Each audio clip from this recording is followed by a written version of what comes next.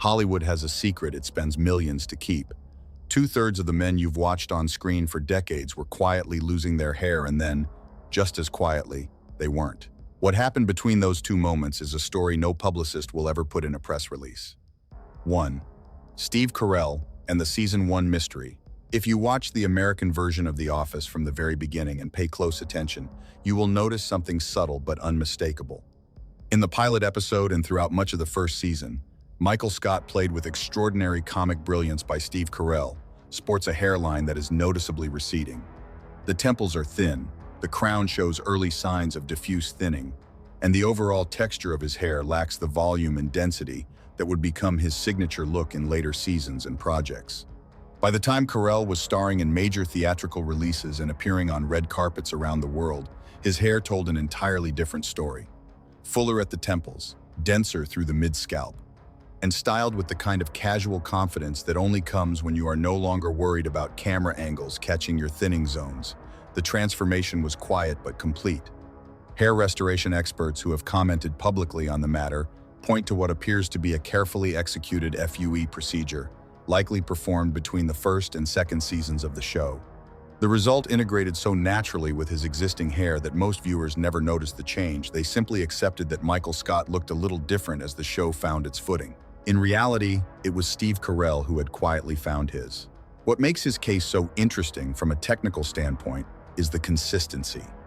Over the following 2 decades, through films, television projects, and public appearances, his hairline has remained remarkably stable, a hallmark of a high-quality procedure performed with donor hair that was matched precisely to his natural texture and color. 2.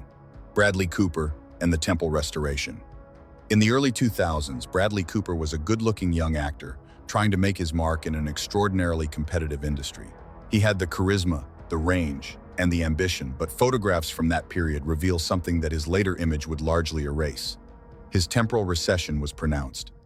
The corners of his hairline pulled back in the classic pattern known as a Type 2 to Type 3 on the Norwood scale, creating a widening forehead that, while not dramatic, was clearly visible in certain lighting and angles. Fast forward to his breakout period, The Hangover, Silver Linings Playbook, American Sniper, and his hairline had undergone a visible recalibration. The temples were filled in, the overall framing of his face tighter and more defined. Hair restoration specialists who have examined high-resolution photographs from both periods point to the telltale signs of FUE work: a natural-looking irregular distribution of follicles along the restored temple zones, no visible linear scarring, and a density that holds up even under harsh movie lighting. Cooper has never publicly confirmed the procedure, and he is under no obligation to do so. But the photographic evidence, combined with expert analysis, paints a compelling picture of a man who made a smart, precise investment in his appearance at exactly the right moment in his career. The timing, if intentional, was flawless. 3. Shia LaBeouf and the aggressive pattern that reversed. Shia LaBeouf became a household name as a teenager, and for years his youthful energy and natural charisma defined his public image. But as he moved into his mid-20s, something began to shift on his scalp. The crown, that vulnerable circular zone at the top of the head, began to thin noticeably.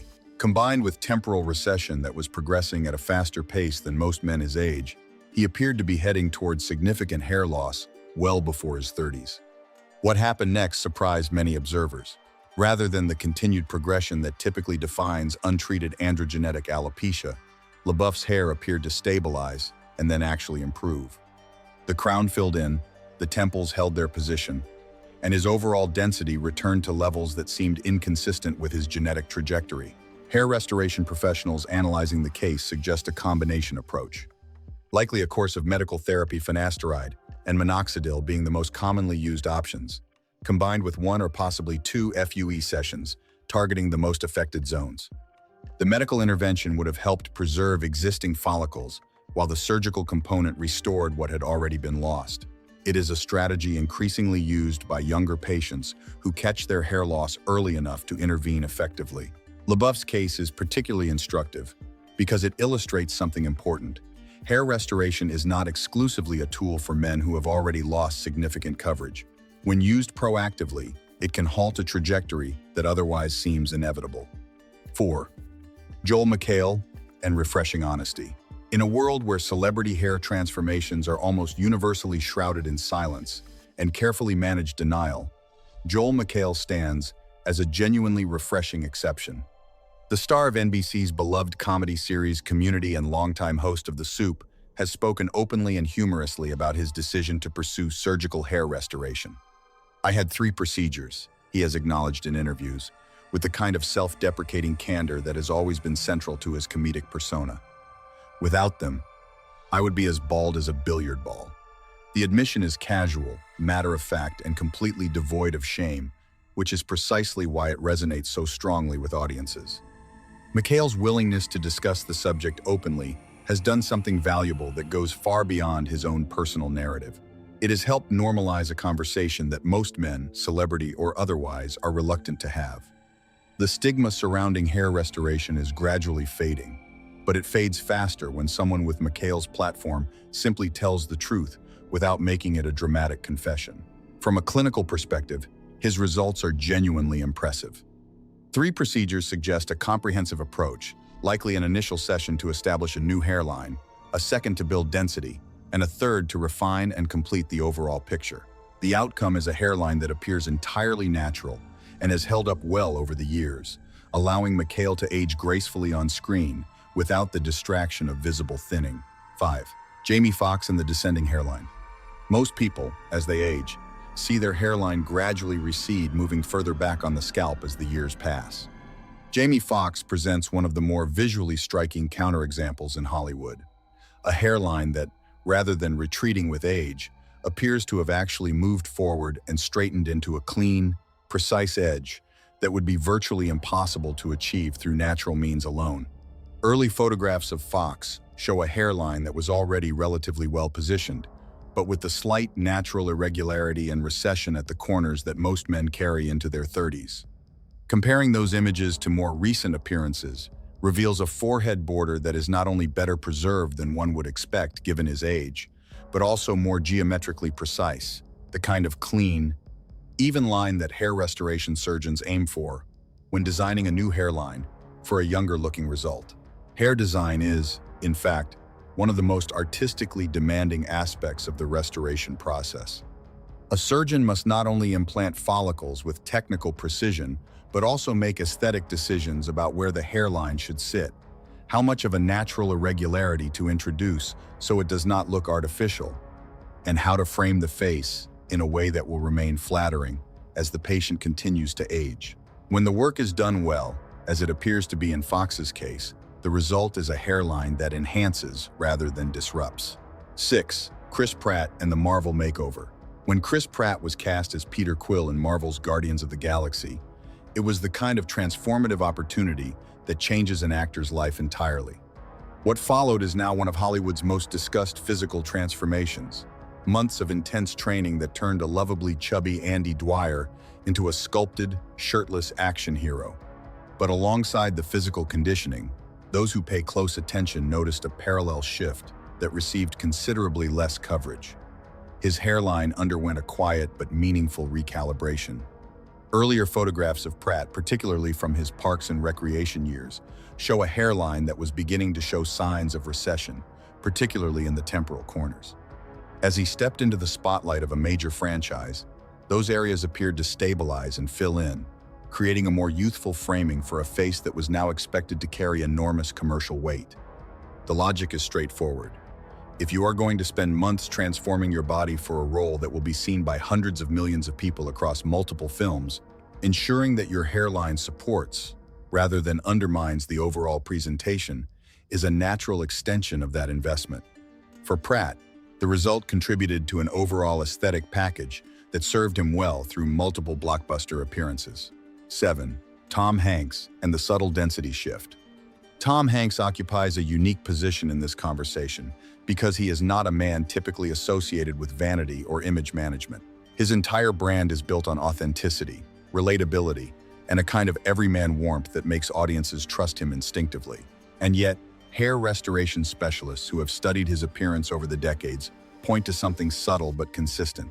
A noticeable increase in frontal zone density that occurred roughly a decade ago and has been maintained since. To be clear, Hanks has never been significantly bald, and the change in his case is subtle compared to some of the more dramatic examples in this discussion. But for those with trained eyes, the difference is there a slight but real improvement in the thickness and distribution of hair through the frontal scalp that is difficult to attribute to styling alone. What his case illustrates particularly well is the concept of density restoration as opposed to full hairline reconstruction. Not every hair restoration patient starts from significant loss. Some men, particularly those who begin the process early, are simply looking to reinforce what they have to add volume and density to thinning areas before those areas become noticeable problems. It is preventative in spirit, restorative in execution, and when done correctly, completely invisible to anyone who is not specifically looking for it. 8. John Travolta and the Long Journey. Few celebrity hair narratives are as long, complex, and publicly visible as John Travolta's. For much of his career, his relationship with his hair was an open secret in Hollywood, a topic discussed in hushed tones, documented in tabloid photographs, and occasionally referenced in comedy routines. He wore hairpieces for years, an approach that served him reasonably well in controlled environments but was increasingly difficult to manage consistently. Rumors have circulated for years that he eventually pursued surgical restoration, a permanent solution after years of temporary ones. Whether or not those rumors are accurate in every detail, his more recent public appearances tell their own story. He has oscillated between appearing with a shaved head, a choice he made with evident confidence and even some pride, and appearing with what looks like a reasonably natural hairline, suggesting either an ongoing management strategy or a combination of restoration work and ongoing styling choices. What Travolta's journey represents, perhaps more than anything else, is the evolution of available options over time. Men who began experiencing significant hair loss in the 1980s and 1990s did not have access to the techniques that exist today. They made do with what was available: systems, topical applications, the early generation of strip surgeries that often left obvious scarring and an unnatural appearance. The improved quality of his more recent appearances, whenever they occur, reflects how dramatically the field has advanced. 9. Billy Bob Thornton and the veteran's approach. Billy Bob Thornton has been a consistent presence in Hollywood since the early 1990s, and his hair tells a story that spans decades. Compare photographs from his early career when he was writing, directing, and starring in Sling Blade to his appearances today, and the difference in density through the frontal and mid-scalp is striking. Hair restoration professionals who study his timeline suggest that he was among an earlier generation of actors to pursue surgical intervention at a time when FUE, as we know it today, was still being developed, and the predominant technique was the follicular unit transplant, or FUT, which involves removing a strip of scalp from the donor area and dissecting it into individual grafts. The results from skilled surgeons using this technique can be excellent, but the recovery is more involved, and the linear scar at the donor site is permanent, though it can be concealed by surrounding hair. Whatever the specific approach, the outcome over the years has been a maintained density that serves Thornton well in an industry where he has continued to work prolifically across film and television. His case is a reminder that hair restoration is not a one-time decision, but often a long-term strategy, one that may involve multiple sessions over many years to keep pace with ongoing natural changes. 10. Nicolas Cage and the ongoing battle. Nicolas Cage might be the most visually documented hair loss story in Hollywood history, simply because his career has been so long, his filmography so extensive, and his willingness to take on diverse roles so complete that his appearance has been photographed and filmed under an extraordinary range of conditions over more than 4 decades. What those decades of imagery reveal is a relationship with hair loss that is, by all indications, deeply active and ongoing. His hairline has shifted in both directions over the years, receding in some periods, appearing denser and lower in others, in a pattern that experts associate not with natural variation, but with regular procedural intervention. This kind of cyclical fluctuation suggests a combination of ongoing medical management and possibly repeated smaller surgical sessions designed to address continued natural loss as it occurs. Cage has never spoken publicly about the subject in any detail, and the taboo around such conversations, particularly for men of his generation, makes it unlikely that he will. But his career is a fascinating case study in the lengths to which some individuals will go to maintain a particular image, and the sophisticated tools that modern medicine makes available to support that effort. 11. Hugh Laurie and the Hidden Crown. Hugh Laurie spent 8 seasons playing the brilliant, caustic, and perpetually irritated Dr. Gregory House, a role that required him to be on screen for extended periods, under unforgiving lighting, while the cameras lingered on his face for dramatic effect. For anyone paying close attention during those years, there were moments, particularly in early seasons, where certain camera angles revealed a degree of thinning through the crown that the show's stylists appeared to manage carefully through specific styling and, reportedly, the strategic use of hair fibers or similar products. In the years following the conclusion of House MD, Laurie began appearing at public events with noticeably fuller coverage through the areas that had previously been his most vulnerable. The timing, combined with the degree of change, led hair restoration analysts to speculate about FUE work targeting the crown, an area that is technically more challenging to restore than the frontal zone, but achievable with a skilled surgeon and sufficient donor supply. Laurie's case is interesting, partly because the crown is often the last area that patients prioritize, since it is less immediately visible in everyday social situations than the hairline. Choosing to address it specifically suggests a patient who had already secured his hairline and was looking to complete a comprehensive restoration of overall coverage. 12. Jeremy Piven and the Community of Restoration. Jeremy Piven, best known for his Emmy-winning role as the explosive agent Ari Gold in Entourage, has been part of the broader Hollywood conversation around hair restoration for years. His name appears frequently in discussions among hair transplant specialists, not because he has spoken about the subject at length, but because his transformation is considered a textbook example of visible, well-executed restoration work.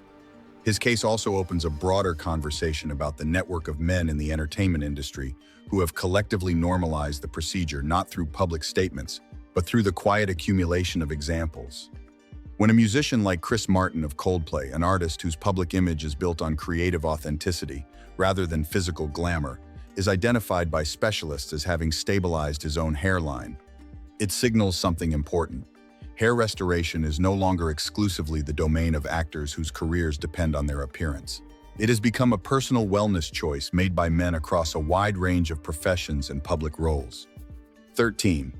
Simon Pegg and the blockbuster standard. Simon Pegg's career trajectory took a fascinating turn when he moved from beloved British comedies like Spaced and the Cornetto trilogy to major Hollywood franchises, Mission Impossible, Star Trek, and beyond. With that transition came a level of visual scrutiny that British television and mid-budget films simply do not generate. Observers who have followed his career closely note that his frontal hairline has strengthened over the years in a way that correlates precisely with his entry into the blockbuster space. The density through his temple zones in particular appears reinforced compared to earlier photographs, creating a more youthful and camera-ready overall silhouette. This kind of targeted frontal work addressing the temples and hairline while leaving the crown largely untreated is among the most common approaches in hair restoration for men who are still in the earlier stages of loss. It provides maximum visual impact for minimum graft usage, delivers a result that is easy to style and maintain, and allows for additional sessions in the future if the natural progression of loss continues. 14. Bono and the image as identity. For musicians, image is not merely cosmetic, it is part of the artistic statement. Bono has cultivated one of the most recognizable visual identities in rock history over more than 4 decades, and maintaining that identity as time passes requires a sophisticated approach to personal presentation. Insiders with knowledge of the entertainment industry have suggested that his approach to hair management is, appropriately, multifaceted, potentially combining restoration procedures with other supportive tools to achieve a result that photographs consistently well across the enormous variety of contexts in which he appears, from stadium concerts to political meetings to magazine covers. What is most notable about his case is the consistency. His overall look has evolved in deliberate, controlled ways, but his hair has remained a stable part of a broader aesthetic that he has clearly invested significant thought in maintaining. For someone at his level of global visibility, that kind of consistency does not happen by accident. 15. David Copperfield and the Art of Illusion. There is a pleasing irony in the fact that David Copperfield, the world's most commercially successful magician, a man who has built his entire career on the art of making people believe they are seeing something that cannot be real, appears to have pursued very real.